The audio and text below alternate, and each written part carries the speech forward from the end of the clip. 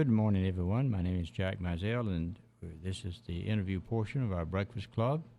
And today, our guest is Jerry Welch, who's written CORPORACRACY, and we're talking about corporations controlling your lives in ways that you can't imagine.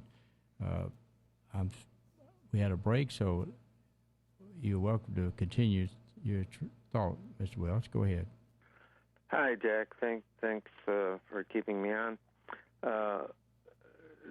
We were talking about the government and whether or not Congress is a corporation. And I believe I said that I didn't think it was. But what has happened is that the government has formed the corporation by law. Okay, and I got you. And now we're going full circle. The corporations, through their good or bad leadership, and it seems like lately it's mostly bad, is running the government. In other words, if you take your circle and start up at the top, go either clockwise or counterclockwise, you have the corporations accumulating wealth. They take that wealth, and we're going around the circle now, and they control the banks, the money, the media, everything. Then they use that as influence to influence your vote, my vote, everybody's vote, and putting the legislators that they want into office. And then those legislators, we're still going around the circle here now, those legislators produce laws that are favorable for the wealthy corporations, the wealthy people in the corporations to get wealthier and start the cycle all over again. So what you're saying, they call cadence, so everybody fattens their pocket, right? Yep. Okay. So everybody, what we're talking about in this day and age, everybody at the top. Most people... Sorry, go ahead. Go ahead. Oh, so basically it's that full circle that is we're mired in right now, and which is it's going to be necessary to break out of it somehow. Well, let me ask you, this is just my experiences. I think there's a thing called the Environmental Protection Agency, OSHA, and there's the Department of Transportation, the CIA, and all these other small letters, make up things, the FCC and the FBI and all that kind of stuff. These are all federal things. But last year, it was such a shock to me. I think it was called Bond versus U.S. The Supreme Court actually came out with things that led me to believe that we basically have two types of governments. I agree with them. But they said that the federal government, our national government, has no jurisdiction over any living, breathing person anywhere at any time under any condition.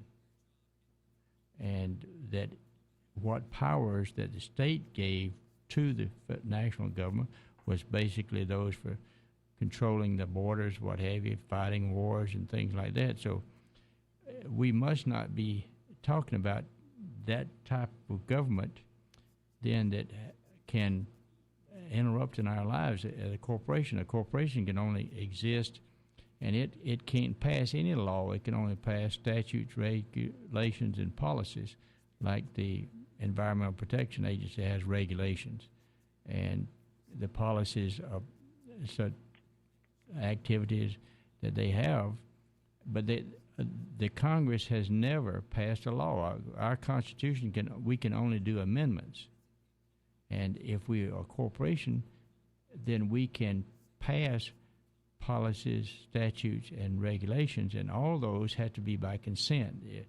They can never be done by coercion. So, while I was saying, even with any kind of thing, it's a commercial issue, not a criminal issue. But we have laws under the Constitution where thou shalt not kill your brother or what have you without punishment. Those are the constitutional issues because people have God-given rights, and then we elect people in Congress who make up policies, regulations, etc. But none of those can affect your life, liberty, and etc. because once those are affected, then those corporate regulations and fictions and etc. disappear. You can only be tried by basic law, and every worker is due his wages and etc. And don't steal and don't kill. Those kind of things are under the Constitution. And so once those are invoked, then courts do have jurisdiction, and they can, put you in prison or incarcerate you or something. But the federal government should not ever, according to the Supreme Court, be able to put anybody in prison for anything at any time. What do you think? I think you're on the right track. In the matter of life or social life, you have two areas. One is,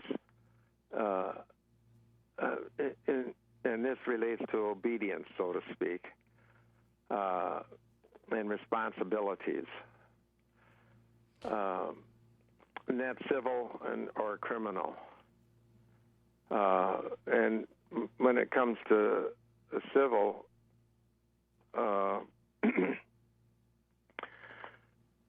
we have certain rights, and when it comes to criminal, we more or less give up some of those rights by the actual committing the criminal action. But the civil situation is all wrapped around commerce, and it's a matter of contracts, consent. Let me ask you this now. In our Constitution, it says that no state or federal government can pass a law or anything that would impair the obligation of contract. So if you and I entered into a contract, whose business is it except us? And the state or the federal government can't interfere with that or can't impair it. Well, it's a shame that a lot of our representatives don't think that way, including representatives from my state and from all of the states, actually. But I actually received an interesting reply from one of my representatives who was actually contradict himself by more or less condemning or stating that the EPA, Environmental Protection Agency, was out of control. And then in the next breath he says, but we need to pass legislation that considers our environment and protects our environment. So when we have representatives where they're contradicting themselves and bowing to the will of the corporate leaders and corporations, I happen to think we are in big trouble. Well, there was a general who became president named Eisenhower, and he said we should beware of the military-industrial complex. Now, I considered that basically the industrial complex providing the commercial benefits of supplying stuff to the military. Is that misguided, or what you're saying is the corporation now is doing everything for profit, and those who are doing for profit decides what the military needs or what other people need in their daily lives so that they can manufacture those products or distribute them for profit? Am I just? I guess what I'm saying is that I think our people need to become informed and become aware of corporocracy as a enveloping force or societal theory, and look at the total picture, because I can't sit here and say that all corporations are bad and all corporocracy is bad, because that's not true. There are there are good corporations, there are bad corporations, but what is happening is by the numbers, the increasing numbers, and as our population increases, and this is global, by the way. This isn't just in your state or my state, but it's in the world. that a corporocracy force is virtually taking over. Our monetary system is with central banking. That's global. It's all screwed up. Our environment is again global, is being threatened. That's where the war is. The war is with humans against our other life on this planet. Well, it seems to me if they're slick enough to form a corporation, they're slick enough to pick your pocket and under the color of law. Is that a fair statement? Of course, it is a fair statement. They look like... When I just the other day,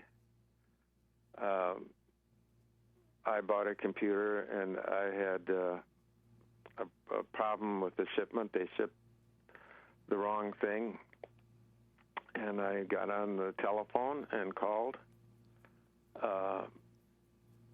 Who was I? I was talking to somebody in the Philippines. Now, there's a job. That gentleman in the Philippines was certainly another human being that I have respect for, but he was taking the job of somebody in this country because the corporations deemed it was more profitable to do that.